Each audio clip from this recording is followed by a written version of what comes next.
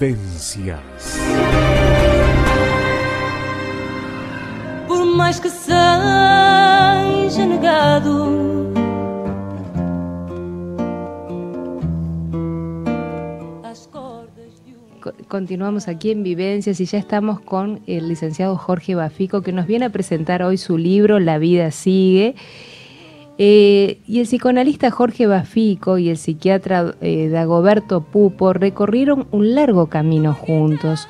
Un sólido vínculo afectivo y profesional los arropó mientras trabajaban con muchos pacientes. Y tras el fallecimiento de Dagoberto en abril de 2009, Jorge supo que tenía que escribir este libro. Jorge Bafico logró cauterizar el dolor, se abrió a través de la escritura para dejar plasmada una amistad, porque nada es casual en los afectos, y por eso a través de estas páginas manifiesta un emotivo homenaje a Dagoberto Pupo y realiza un profundo viaje interior y nos cuenta lo que hace tanto tiempo viene elaborando. En este libro, Jorge también nos conduce a través de diferentes historias por las zonas más complejas de la psique humana, con relatos de aprendizajes, gratitud, esperanza y también dolor. Fiel a su estilo, donde la música es parte de cada momento del relato de su vida y va a ser parte de este programa porque toda la música que van a escuchar hoy está en este libro. Muy bienvenido, Jorge. Muchas gracias por la presentación además. Bueno, me alegro que te haya gustado. Te voy a pedir, presten atención a esta canción. maior amargura, menos triste o meu cantar.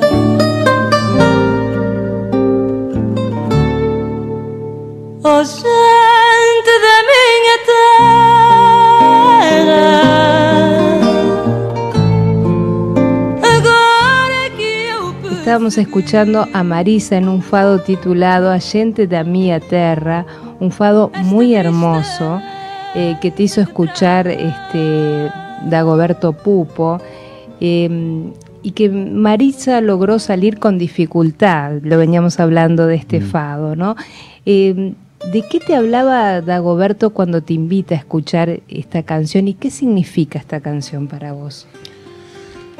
Bueno, esta canción que es parte de la banda de sonido del libro, que hasta tiene me dice un pequeño gusto personal y tiene una banda de sonido que está en Spotify, que uno desde el libro tiene un código QR que puede leer con una aplicación que se puede bajar gratuitamente del celular, un lector de código QR, te tira directamente a la lista de Spotify, con todos los temas, con las versiones que aparecen en el libro, porque algunas versiones son en vivo, otras son de estudio. Sí.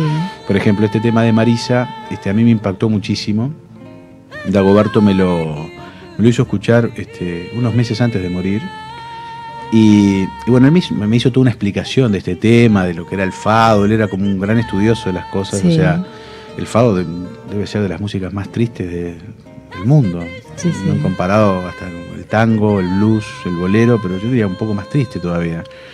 Y él, bueno, me explicó un poco eso, pero en la canción, en vivo, que es en un concierto de Lisboa del 2006, la gente si quiere lo puede buscar en YouTube, ella, que es una intérprete de primera línea, de una experiencia brutal, se quiebra en la mitad de la canción, se pone a llorar. Y uno dice, ¿qué le pasó a esta mujer que... ¿Cuántas veces puede haber cantado esta canción? Claro, cientos de veces. Sí, sí, sí. ¿Qué le pasó que se quebró? Entonces, él me puso un poco a prueba preguntándome, bueno, a mí qué me parecía, y él me lo comparó con la técnica de un analista, ¿no? O sea, que uno tiene que, digamos, hacer vibrar al otro, hacer mover al otro, eso es lo que hace el cantante, pero también el analista en parte, como una metáfora, pero lo que el analista o el cantante nunca tendría que hacer es ser tomado por la propia emoción, porque ahí se quiebra y ya no opera como lo que tiene que operar. O sea, el cantante se calla y el analista mete la pata o se convierte en el padre o en el amigo. Y bueno, él me explicó y me pareció como muy interesante, ¿no? Y después yo armo una historia relacionada a eso donde digo, bueno, pero también quizás él, eso que le estaba pasando en esos meses, porque él estaba muriendo y no lo decía, por lo menos a mí no me lo dijo, probablemente él se mantuvo hasta el final con la técnica exacta, sin quebrarse. Entonces por eso yo digo que este libro, lo he dicho en otros lados, que la música no es ya una excusa o una introducción para lo que yo hablo. Se mete directo en el texto. Entonces, sí, me es parecía... parte de tu forma de escribir, siempre Sí, la música está contigo. Tal cual, pero esta vez... fue más específico. Sí, yo creo que, mira, a mí me parece, lo que yo quería escribir era como una muñeca mamushka, como una muñeca rusa que se mete una dentro de la otra y se separan y se juntan. Entonces yo quería hacer eso con la música, el arte y la literatura, a ver si yo podía hacer eso, como que las estuvieran separados pero se pudieran juntar. Yo no sé si lo hice, pero bueno, por lo menos yo lo intenté hacer. Después el lector verá si eso funciona o no. Porque la música entra directamente en el texto, que para mí, y las imágenes también, las ilustraciones de bolinches que aparecen en el libro. Bueno, Emilio, a eso vamos ahora, ¿no? Realmente 9 años te llevó a escribir este libro, cauterizar esa pérdida, la lograste abrirte a través de la escritura, ¿no? Y quizás tenga que ver, yo te decía, el epígrafe de este libro, que también está todo ilustrada, la tapa, por Emilio Bolinches, el epígrafe, todo el libro está ilustrado, maravilloso el trabajo de Emilio Bolinches, pero también son palabras de él, el epígrafe que lo voy a compartir. Y dice, y fue entonces que al pasar frente a un grano de arena se dio cuenta de su real dimensión. ¿La real dimensión la tomaste o la decidiste tomar cuando empezaste a escribir este libro? No, cuando empecé el libro tenía una idea. Cuando terminé el libro tenía una idea totalmente diferente. O sea que ese grano se fue mutando en el tiempo. Claro. A tal punto que el libro para mí termina siendo si bien es un trabajo individual, yo me sentí muy apoyado por Emilio Bolinches en su producción, que tiene mucho de lo que yo escribo, y lo que yo escribo tiene mucho de producción de Emilio. O sea Hacen un gran equipo con Emilio. Y con Fede Lima, el cantante de Socio, que su disco Mini Glorias a mí como que me permitió salir de un estancamiento que tenía con el libro. La música me lo permitió. La música habla de, si leen las letras, escuchan el disco, es un disco que habla de un duelo, de una separación y de un comienzo, de algo diferente. Y me parece que la serie de los magos, de Emilio, también.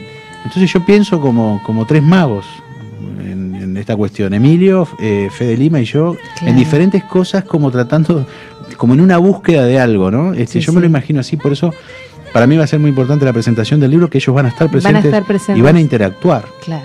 Como es el libro. Emilio va a dibujar, Fede va a cantar y bueno, yo voy a hablar del libro. Entonces es los 3 magos juntos. Los 3 magos, y con el gran mago que era Dagoberto. Claro, entonces, va a estar presente. Por supuesto que sí. Está presente a través de este libro, ¿no? La tapa de Emilio, vamos a hablar de su tapa, que la estoy mostrando para que la vean. Tiene que ver con ese mago y con el número 23. ¿Por qué decidiste que Emilio ilustrara este libro? En realidad fue el encuentro con la obra. No fue que yo le pedí a Emilio que quería una tapa. A ver. El libro empieza con un cuadro que no es de Emilio. Es una obra de un artista, Nelson Romero, que se llama La Aldea Mágica. Sí, La Aldea Mágica es un cuadro que yo le regalé a Dagoberto. Pero por pedido de él. Por pedido de él. O sea, la primera vez que él me pidió algo, a mí me pareció raro, porque él nunca me pedía, porque siempre tenía. Pero no, o sea, a mí me generó mucha alegría que él por primera vez me hablara de algo que le interesaba. Mucha curiosidad también. Mucha curiosidad. Digo, ¿por qué le interesa tanto este cuadro? Al final, el cuadro no se lo conseguí porque no estaba a la venta, ni siquiera estaba en el país. Pero te llevó mucho trabajo, pero se lo conseguiste. Pero gracias al director de la Galería Latina, Pablo Marx, lo conseguimos el cuadro, le hicimos una copia y se lo regalé a Dagoberto con muchísima alegría, muchísimo entusiasmo de haber cumplido con ese trabajo. Y el cuadro de Nelson Romero, que es un artista que a mí también me gusta mucho, yo admiro profundamente, y de hecho tengo algún cuadro de Romero. Ese cuadro particularmente, que hoy lo tengo en mi consultorio, porque después de la muerte de Dagoberto su mujer me lo regaló. No me gustó demasiado, porque era el cuadro que aparece en el libro, es un cuadro muy asfixiante, por lo menos para mí, es lo que a mí me genera, capaz que a otro no, lleno de símbolos, un hombre que sostiene como un mundo entero en sus hombros, y esa iba a ser la tapa del libro. Y estuve años con esa idea de que esa iba a ser la tapa, había conseguido el permiso, todo, hasta que me encuentro con el cuadro de Emilio. Que el cuadro de Emilio se llama Esto Sigue, y yo no lo sabía. No, el cuadro me impactó, lo vi en Facebook, hablé con él, lo conseguí, y él lo da vuelta al cuadro y me dice, se llama así, Esto Sigue. Y él no tenía idea de lo que yo estaba escribiendo. Claro, muchas coincidencias. Entonces dije, no, esto es por acá. Y el cuadro me permitió correrme. Y el 23 tiene que ver con una cantidad de cosas que aparecen en el libro, que me parece que está bueno que de repente la gente lo pueda descubrir, claro. pero no es casual. No es pero quiero decir, no es que yo le dije a Emilio, quiero que escribas el 23. El 23 estaba ahí, me estaba diciendo algo, porque me aparece en un sueño. Sí, y a propósito de eso que estás hablando, sin develar demasiado, porque tampoco vamos a contar para que lo lean, vamos a generar el bichito de que descubran el libro los lectores, ¿no? Pero nada es casual en el mundo o en el orden de los afectos, lo señalas en varias oportunidades. ¿Crees que es así? Sí, por supuesto. Y de alguna manera este libro tiene que ver con esto, totalmente. ¿no? Yo creo que ese libro básicamente gira en el vínculo a través de las casualidades que se convierten en causalidades. Que las ves después. Por supuesto. Todo Te llevó 9 años verlo. Sí. O sea, yo fui armando el libro y encontrando cosas a medida que iba escribiendo, pero también en relación a mis propios tiempos personales. Claro, yo atravesé también duelos en mi vida personal que me marcaron mucho, me generaron mucho dolor.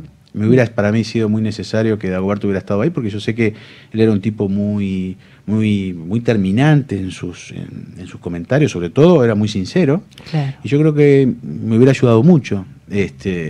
Entonces yo estuve un poco detenido también durante mucho tiempo sin saber para dónde agarrar, y también me tocó obviamente el tema del libro. O sea, claro, pero a propósito de estas, tenías como una sincronicidad con Dagoberto, hasta me hizo reír mucho que se encontraban, iban con la misma camisa, el mismo color, cuando describís eso, es muy gracioso, y se miran y se ven con una camisita verdecita. Media infame el color, sí, porque no era llamativo que estuvieran los dos de... No espanto. Pero también tenían esa sincronicidad en la música, en muchas cosas, ¿no?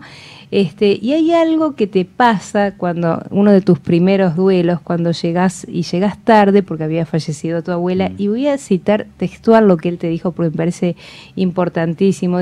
Dice: Jorge, coincidencia de la vida, hoy se muere una persona que querías mucho seguramente, pero también hoy la vida nos junta, la vida sigue. ¿Estas palabras fueron capaz el desencadenante del nombre del libro? Sí, por supuesto, sin duda. Y qué coincidencia con Emilio, de su obra, que la vida sigue también. Por eso todo se encadena, ¿no? Y uno se va encontrando también con los afectos a partir de los efectos de las cosas, ¿no? Claro. A mí, Emilio también me liga por el lado de Dagoberto, claro, ¿no? Porque es como algo que va corriendo como linealmente. Esa es una frase. Dagoberto era así, como que tenía esas frases, ¿no? Llenas de sentido. Y claro, había muerto una abuela que era muy querida para mí. Era la primera vez que yo me enfrentaba a una muerte de un ser querido. A un duelo. Yo había estado un rato antes con mi abuela, con el cuerpo de mi abuela.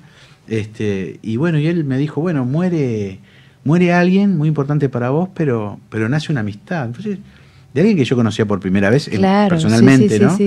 Y bueno, dice, la vida sigue. Y él es una frase que utilizó otras veces. Yo dije, bueno, me parece que la frase... Amerita. Y después la mujer también me reafirmó esa frase. Ah, sí. ¿Cielo era la mujer? Cielo. Ella me afirmó, porque yo en un tiempo le iba a llamar La vida sigue igual, tomando el tema de Trotsky y Vengarán, que iba a ser como lo que iba, sobre el tema que iba a generar el libro, musicalmente, y me dice, no, Jorge, no, me acuerdo perfectamente, no, Jorge, la vida sigue, no la vida sigue igual. Claro. Y estuvo muy bien, y eso le dio mucho más sentido a lo que yo venía. Por eso digo, tuve gran ayuda de mucha gente alrededor del libro. Pero Dagoberto era una persona que vos lo describís, y un pez difícil de ponerse imposible de atrapar. Pero por otra parte, una paciente que capaz que esto lo querés compartir, una paciente tuya te lleva a reflexionar y te dice que hasta el océano más grande tiene una orilla. Me pareció que ese acercamiento que tenés de alguna manera tiene que ver con este pez grande que es difícil de atrapar, ¿no? Sí, durante muchos años yo junté una cantidad de testimonios de pacientes de Dagoberto y de colegas y de amigos. Yo tengo un material importante, porque el libro mío al principio iba a girar en ejes, iban a ser 3 ejes, y un eje iba a ser de testimonios, y había conseguido una cantidad brutal, y después dije, ¿para qué? ¿Qué sentido tiene? Pero me quedé con porque me parece que hacía como la cuestión. Hay un solo testimonio de un paciente, después hay anécdotas clínicas y viñetas, pero así, palabra de un paciente. Me acuerdo que la gente venía y me traía cosas de Dagoberto, por eso digo, fue todo un viaje a las profundidades de la amistad con Dagoberto, pero también a las mías. Entonces lo fui armando, por eso fue difícil, porque es como un libro muy personal, que también el tema era no exponerse demasiado, sobre todo yo que atiendo pacientes. Entonces había que tener un equilibrio que yo creo que finalmente, por lo menos yo quedé conforme de ese equilibrio. Después capaz que hay gente que dice, no, se expuso mucho, o hay otro que dice, no, no se puso nada. Eso ya queda del lado del lector. Del lado del ya no es lector. mío el libro, es del otro, el del que lo leyó. Es del lector. Yo puedo decir que personalmente se nota una gran amistad que queda plasmada en el libro, ¿no? Pero esa amistad entrañable Sí. que te marcó y que creo que eso no es exponerse, en realidad digo, dejar puntualizado una amistad tan linda y de un ser tan querible también es Sí, válido, ¿no? Y sobre todo el fondo de la cuestión, más allá de lo anecdótico, de lo entrañable, que es fundamental, para mí también lo importante desde mi lugar de analista, poder traer a un psiquiatra donde la palabra Sí. es tan importante y la historia del paciente y el paciente es tan importante, en un tiempo donde justamente a los pacientes se le da tan poca pelota, Claro. él mostraba otra cosa. No, y un maestro también para vos. Totalmente. Mi maestro, tu mi verdadero maestro, maestro, que fue un claro. psiquiatra, no fue un psicoanalista. Claro. Eso ni que hablar que es hay que rescatarlo, ¿no? Y por otra parte, fuiste su hijo predilecto, pero también... Yo me lo imaginé, por lo menos, no sé si lo habré sido. Yo creo que sí, aparte digo, si uno lee con atención las cosas que te decía, se puede traslucir a través de esas... No creo que te hayas equivocado, pero también tiene similitudes Dagoberto con tu papá, ¿no? Sí. Y algo de esas similitudes y que me llamó mucho la atención es que nunca a ninguno de los dos los escuchaste quejarse. Eso me pareció formidable. Sí. No sé si querés contar algo de eso. Sí, no lo había pensado, ahora que vos me lo planteás, es verdad, mi padre, que por suerte está vivo. Sí, le mandamos un abrazo si nos está escuchando. Seguramente está escuchando. Era un padre de pocas palabras, que al principio a mí en mi adolescencia me hizo un poco de ruido, ¿no? Un padre que hablara poco, pero las veces que habló, para mí fue muy importante. Hubo algunos momentos en mi vida muy particulares que lo necesité y él no dudó. Recuerdo un par de acontecimientos que tuve que salir con él además, y él me acompañó sin preguntar demasiado. Y no se quejaba, no es el padre ese que se queja. Y Dagoberto tenía lo mismo, ¿no? Yo creo que hay una cuestión de una gran idealización. Yo idealicé muchísimo a mi padre en mi infancia, sobre todo, ¿no? Que es cuando más se idealiza. Claro. Y tomé parte de esa idealización por Dagoberto. ¿No? Mi padre fue una especie, para mí, de superhéroe en mi infancia, un padre poderoso, que buceaba en Punta Fría, que tenía su arpón. Claro, para un niño ver todo eso, que el padre va y pesca un pez con un arpón, era una cosa que a mí me queda como una imagen, un padre que le gustaba mucho la música. Bueno, de algún lado heredaste, claro. Por supuesto, mi padre era un gran cantante, tocaba la guitarra, tenía amigos que tocaban muy bien la guitarra. Yo participaba, o sea, como escucha, ¿no? Claro. De esas reuniones que tocaba, que eran realmente muy entrañables, ¿no? El bolero es una cosa que a mí me gusta mucho y lo aprendí a escuchar con ellos, claro. El tango. Entonces hay mucho de mi padre en juego, hasta el propio nombre. A mí me ponen Jorge por mi padre. Claro. Y a su vez a mi padre le ponen Jorge por un tío que tiene toda una historia que podría escribir todo un libro de eso. A vos te siguen las causalidades, sí. Jorge. Bueno, pero eso también a todos nos siguen. El tema es que yo lo pude analizar estas cosas. Entonces, claro, capaz que son como más fáciles de decir, pero a todos nos pasa más o menos lo mismo. A todos. Pero a mí el Jorge es una cosa que durante mucho tiempo me persiguió y no para bien. Ah, mira. Claro, porque era Jorge o Jorgito, claro, Jorge. Entonces, el grande o el chiquito. Era un nombre que me generaba mucho problema, hasta que después finalmente me lo pude apropiar, pero me generó mis dolores de cabeza, que ni siquiera tenía que ver con mi padre, tenía que ver con el tío de mi padre, que era el famoso Jorge. Era el famoso Jorge. Era el famoso. El famoso era el tío que era todo un personaje, que por las pocas cosas que me han contado... Había que despegarse de ese nombre, claro. Tremendo. Y algo yo creo que Dagoberto en esa idealización también tomo. Claro. Y también juego un poco en el libro con eso. Uno me parece que se permite como digamos, que no todo es. Hay algo de ficción, que uno le va dando un color particular. En este caso yo me apoyo mucho en la cosa más paterna, ¿no? Claro, desde luego. Y también te decía hermanito, una relación como de hermandad que los unía, más allá de la profesión, la amistad profunda, ¿no? ¿Qué simboliza ese hermanito? Que lo nombra en varias frases del libro, que te lo dice con cariño, ¿no? Y para mí era todo un reconocimiento de afecto, ¿no? Porque él no era un tipo muy afectuoso, pero también era distante, como médico que era.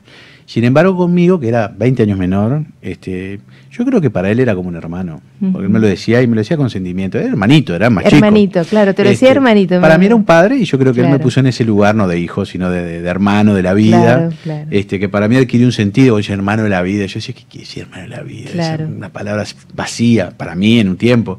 Después me di cuenta que no, que es una palabra que está llena de sentido, ¿no? Pero hay que vivirla esa palabra. Claro. Y el caso, por ejemplo, Luciana, eso era lo que... en ese caso él te dice a ti, eso era lo que necesitabas cuando vos le das la explicación de ese caso, que lo explicás en el libro. Él te dice, eso era lo que necesitabas saber, ¿no? Y quizás se trate de que haya un tal vez, te dice, para esos pacientes que en nuestra verdadera, que es nuestra verdadera función, te dice hermanito, y acá aparece el hermanito, lo cito textual porque en realidad te está otra vez más te está dando esa mano de maestro también, ¿no? Que lo hace permanentemente. Sí. Lo que pasa es que, claro, este libro está situado hace 20 años. Sí. Porque es cuando yo era muy joven, tenía 20 y pocos años.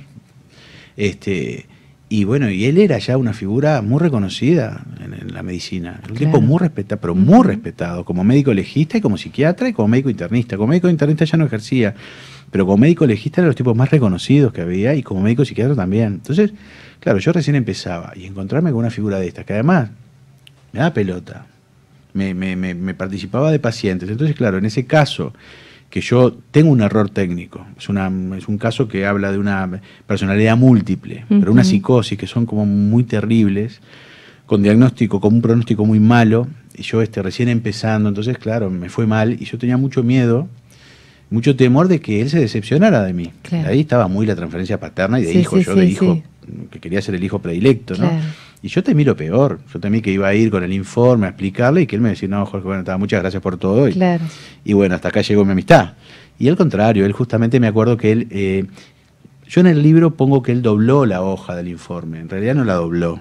Él la agarró y la apretó como que fuera un papel que se tira y se la puso en el bolsillo porque en realidad no necesitaba el informe. O sea, fue una muestra de afecto, no que no le interesó lo que yo escribía, no. Sino que en un acto, que fue un acto de mucho amor, se ve que captó que yo estaba como angustiado y estaba mal porque me había hecho una metida de pata técnica. Me parece que quizás haya un tal vez, me pareció realmente porque él escuchó que a mí me importaba la singularidad del paciente. Yo creo que eso nos juntó y por eso me puso hermanito, porque yo estaba muy preocupado por el error técnico que había participado directamente en cierta descompensación del paciente. Claro. O sea, una mala intervención mía provocó una descompensación. El que lea el caso se va a dar cuenta. Entonces, digamos, él en realidad lo que me plantea es que más allá de tu intervención a mí me importa que vos escuchás la singularidad y el respeto por el paciente. Entonces ahí es donde él me bautiza como hermano, ahí me adopta como en una cuestión fraterna, ¿no? Cuestión fraternal.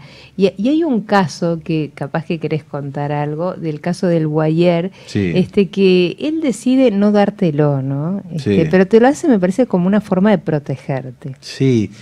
Bueno, ese es un caso que en realidad parte cierto y parte ficcionado, porque si yo no quise hacer como en cosas que pasan, que tomé los casos reales tal cual eran y que acá lo que hice fue tomar alguna viñeta clínica de un trabajo en común y lo fui adornando y lo fui desfigurando un poco para que no sea reconocible. Entonces yo parte del Guayer, tomo un caso que fue real, que lo vimos con Dagoberto, pero le agrego cosas. Lo ficcionas.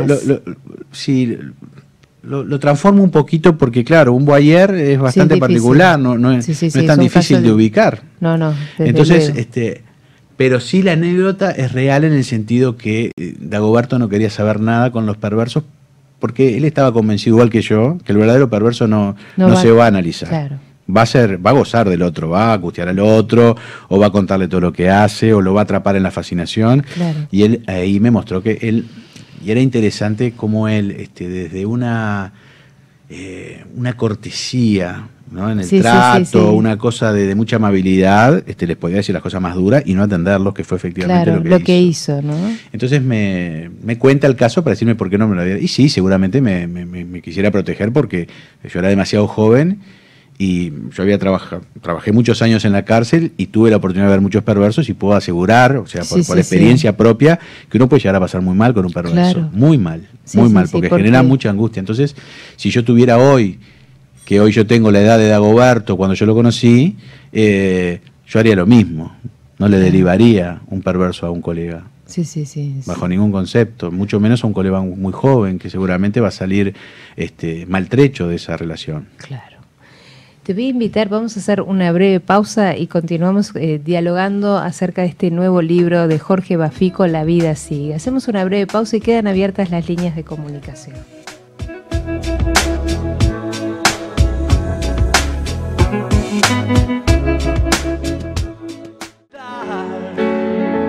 Y no decirle a nadie si quedarse o escapar. Continuamos aquí en Vivencias con Jorge Bafico presentando su último libro, La vida sigue.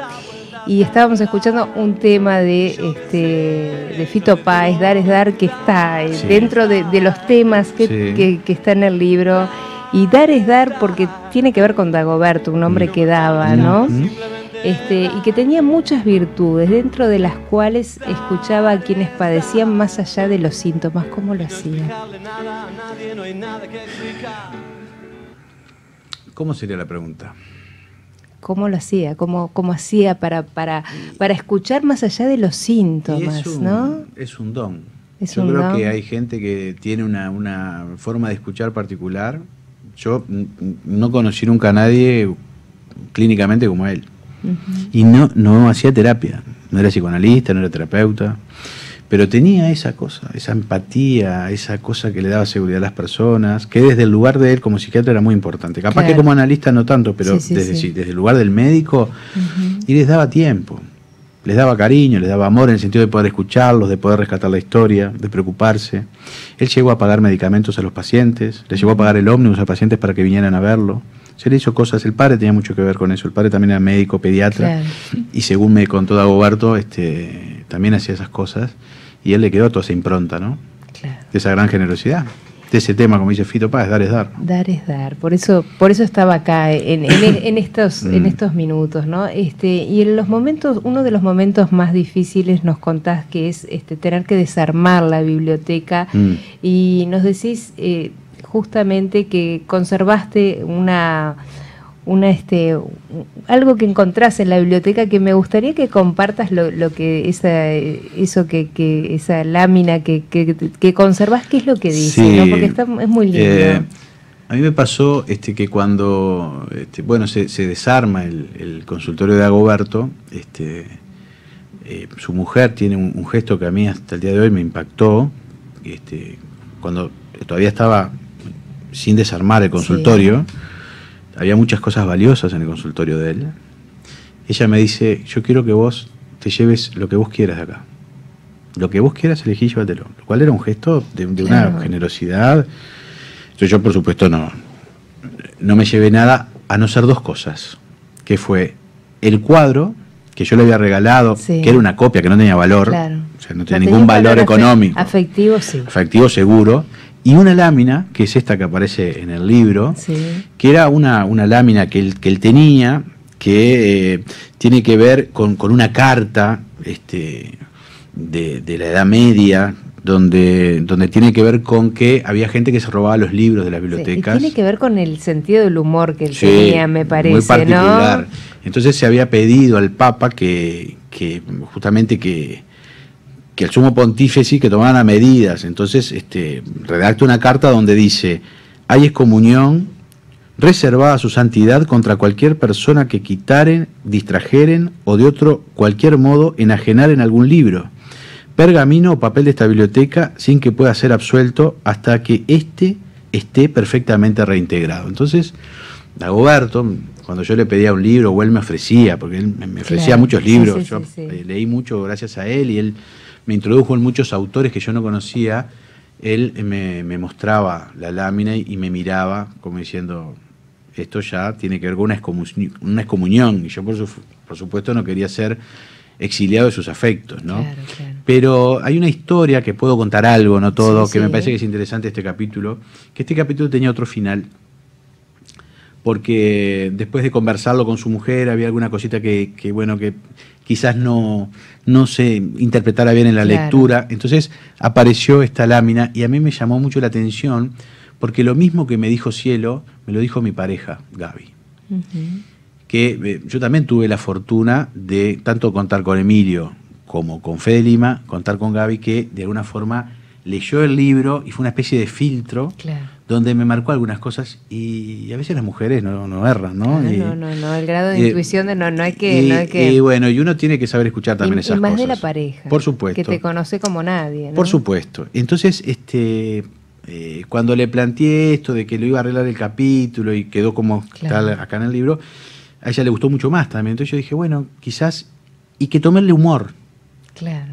Y no lo tragedia, porque el otro final del capítulo tenía más que ver con la tragedia que con el humor. En Claro. este es la sonrisa de Dagoberto, tenía un sentido muy irónico, era un tipo de un humor muy negro, que bueno, había que entenderlo también, Claro, ¿no? Que claro. a mí me gustaba mucho porque yo tenía un humor parecido. Claro. Pero bueno, esto de la excomunión de la biblioteca era como su carta de presentación. Claro. Y de alguna manera este libro te llevó también, como bien vos lo dijiste, ¿no? A profundizar en tu yo interno, Sí. hacer como una búsqueda personal y finalmente dio a luz. Sí, sí. Este libro está en estos últimos 9 años de mi vida, que me han pasado muchas cosas, entre otras cosas que hice un doctorado en psicología de asesinos en serie, que ya lo he hablado Sí, acá. sí. También han pasado cosas a nivel personal que me detuvieron un poco. Claro. El doctorado me detuvo también en la escritura Sí, del sí, libro, sí. porque yo estaba abocado a hacer una tesis. Sí, sí, claro.